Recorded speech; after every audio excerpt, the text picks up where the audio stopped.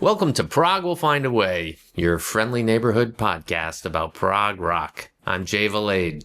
I'm Jonathan Block. And we are joined once again by our friend Ted Winchell. Sitting in. Thanks for having me. World's number one Marillion fan. That's why we call him Marillion Guy. Marillion Guy.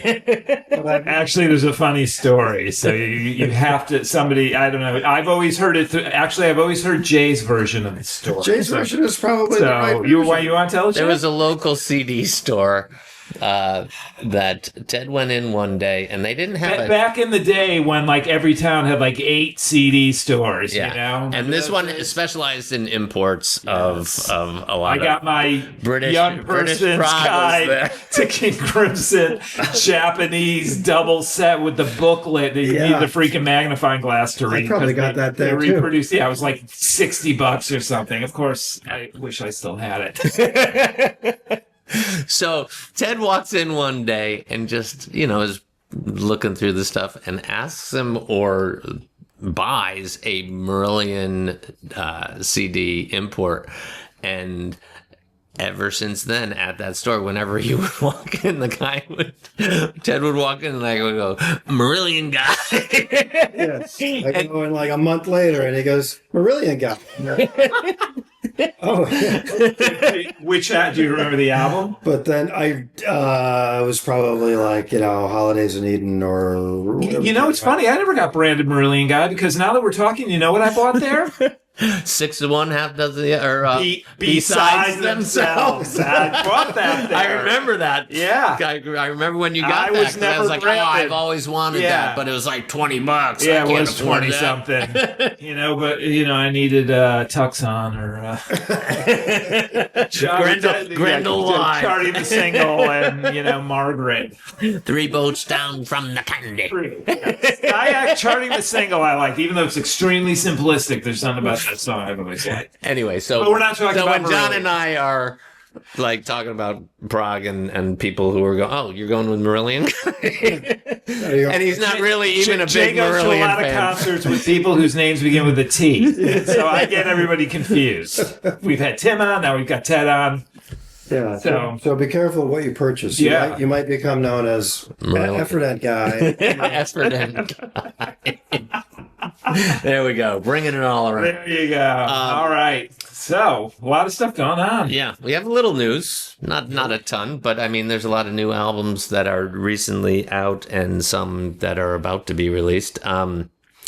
We were talking in our little break before we started recording, and that David Gilmour has a new album out, Luck and Strange, which I've listened to a number of times, and I really like. And he's on tour. I don't know that it is the best thing since Dark Side of the Moon, which is what he said in one interview. But I think he was talking about just his reaction to the music and the recording process and how pleasurable it was for him. So right. I think I don't know that he was talking about the quality of the songs but he was like, it's just how proud he is of this particular album. He seems very happy now. Yeah. He's got that. His kids are all over the album. His kids are all over the album. As if you read any interviews with him recently, all he wanted to do was sell the Pink Floyd catalog, and they did. So he's very happy. We could talk about that. $400 million. I mean, I don't know how it works because Syd Barrett obviously is going to get some of that, but he wasn't there for a long time for a lot of I don't know how it works. It's not going to go up. It's not going to be $1 million to Roger Waters, $1 million to David Gilmour, $1 million to Nick Mason, $1 million to Rick Wright's estate because Syd Barrett's in there. Yeah. But they did not buy the publishing. So really they bought the recorded works and they bought the likeness, name, and image. So essentially they bought the ability to merchandise the crap out of Pink Floyd music. I mean, really, what else is they'll do what they're doing with all these classic rock things, and they'll be putting new box sets out every 3 weeks. So. I mean, it's not like every city you go into, you can't buy Dark Side of the Moon coasters. So, I mean, it's not like this stuff isn't out there already, right? Yeah, but now somebody else will profit. Somebody else will profit. And they'll crack down on all those all those prisms that you see all over the place. Wow. Well, I'm eagerly awaiting the soundtrack to some movie being Adam Hart Mother. So Yeah. Oh, speaking of that, well, there's I don't know if we talked about this before, but the Tom Hanks movie that is coming out. We did not talk about that. Okay, there's a trailer out, and it's got Your Move. Oh, really? As the soundtrack, but they've changed the music around to it. Yeah, but it's really cool. Well, because it goes with this little film with the trailer, right? So they changed some of the percussion and the sounds to make it work with the trailer. But it's really good. I can't remember the name of the film. It's all filmed in one spot over the course. Right, it's called book. Here. Yeah. I keep forgetting because you did send me something about that, and it was a book of it's really like a graphic novel, but it's a lot more than that. Yeah, and so it's essentially this whole story. It's the same location over centuries because and you can tell the book is interesting because it kind of can build on itself, and so you're starting with dinosaurs and you're going up. So it is I'm kind of interested to see how they do that. So anyway, it's in the trailer. It's a very Prog thing. thus the yes song. So okay. I always thought for that movie, not knowing it was going to be a movie, but if I just like off the top of my head, that would be a perfect Steven Wilson soundtrack for that. That's the first thing that comes to my mind. Anyway, back to Pink Floyd. Who? Excuse me. Which one's Pink? So, $400 million because they needed it. I mean, David Gilmour's touring now. So, is that tour going to be just like? I didn't even look at the schedule. Is it like Madison Square Garden and he's doing? I mean, can you call it a tour? It's more like he's doing resident. He's doing like multiple nights. So he's playing, Madison Square Garden. He's playing, I think, somewhere out west, and a couple of places in England, and a few places here. It's not a tour. And it's funny though too, because from I'm not playing any Pink Floyd songs to the show is freaking half Pink Floyd songs.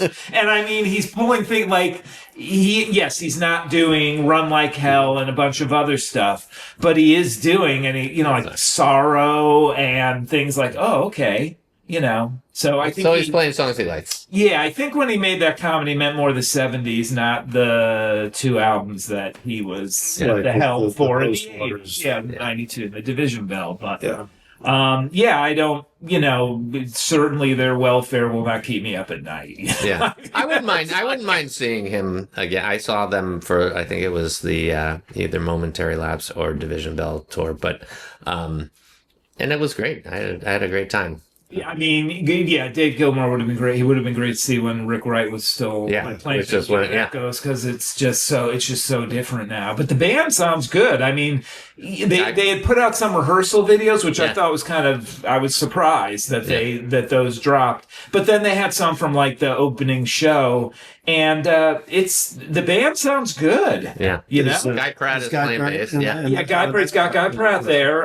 But the other people are very the drummer in particular doesn't look like somebody that listened to Nick Mason, but he prepared himself for this tour because he's not playing like Nick Mason, but there are some things occasionally that clearly you've listened to it because he's got it. But obviously he's going to put together a stellar band.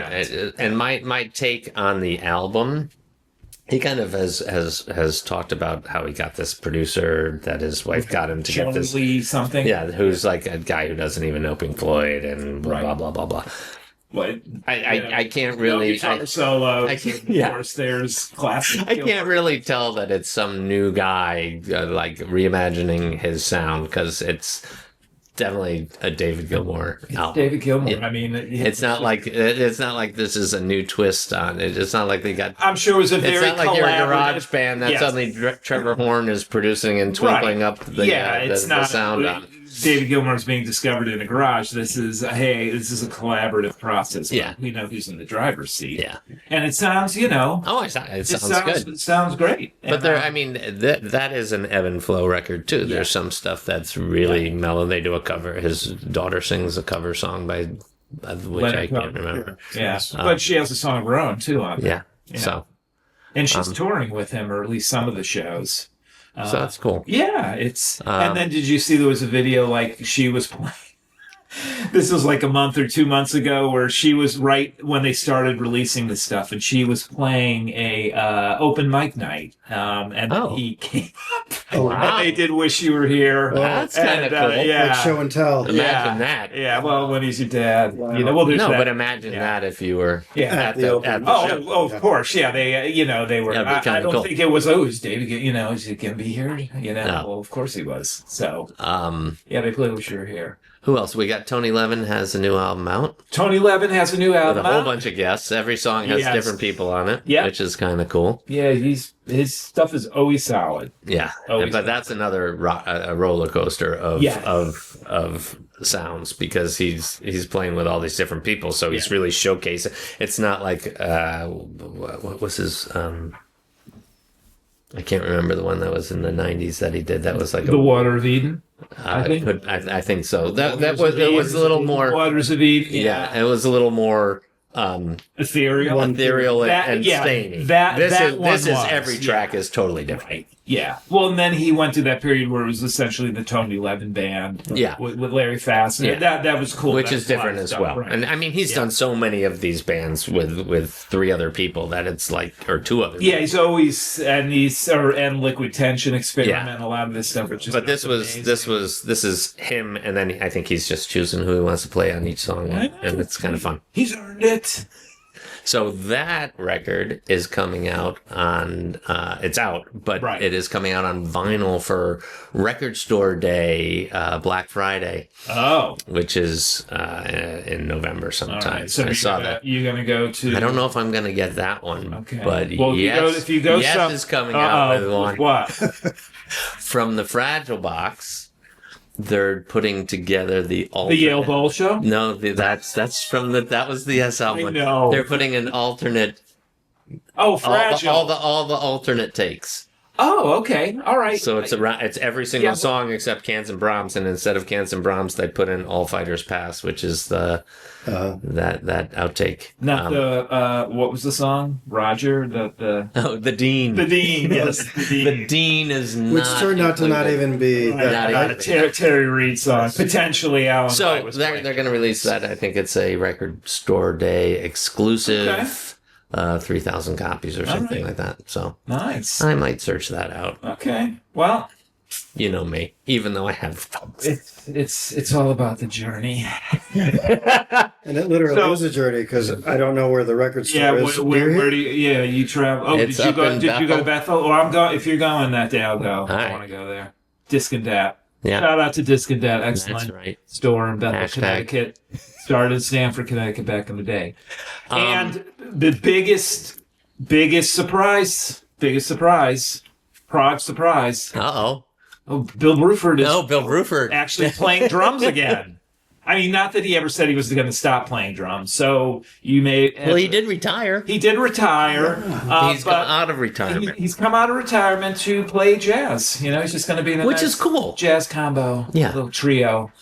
With a very good guitar. So it's a guitar jazz trio, which is even fun. So that's really fun. And there's there's kind of a montage clip that's more advertising the guitar player, and Bruford's on it, and it's like, he's did not lose it. Apparently he had to relearn. Who told him to play again? Was it Steve Howe? Well, I don't know who told him to play again, but I know the last time he played was at the John Wetton with tribute concert where he played Brian Ferry. He played the Brian Ferry cover. Let's Stick Together. Let's Stick Together. Yeah, I don't know who. I don't know who. I don't know who else played was there. With him. I don't know if Manzanera was there or. I think he was. He was. So it's probably Manzanera was there.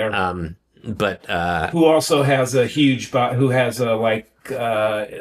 history box or something. He does too. Yeah, he just did a biography, and now he's got a compilation coming out. Yeah. Yeah.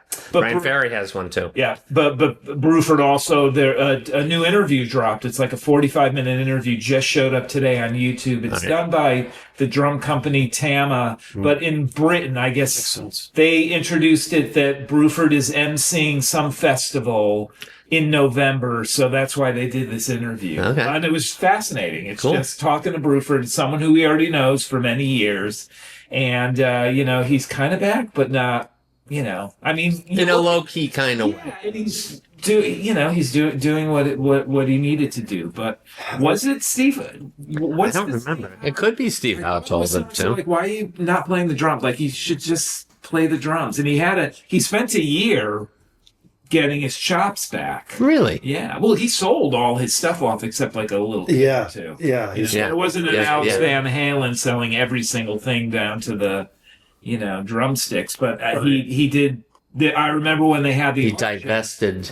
I remember when they had these. Yeah, I went for a lot of money. Yeah, how many of them did you get, Ted? I actually did check it out. Did you get like one yellow Simmons? Electronic drum. Like the only thing that I think even was within the grasp was like this one-off oddball drum that I actually was like looking at it. I'm like, that is probably from his original kit because it was a premier. It was a premier drum. Was it hand painted Ludwig? You're right. I think he had a premier kit, and he claimed it was a Ludwig kit, and he painted it over and claimed it was a Ludwig kit, and then got a Ludwig kit. But then he was a Tama guy forever. I remember reading an interview with him several years ago when one of his box sets or books or something was coming out, and he made a comment in the interview where he said, well, I still have a small kit that's in my house, but I haven't touched it.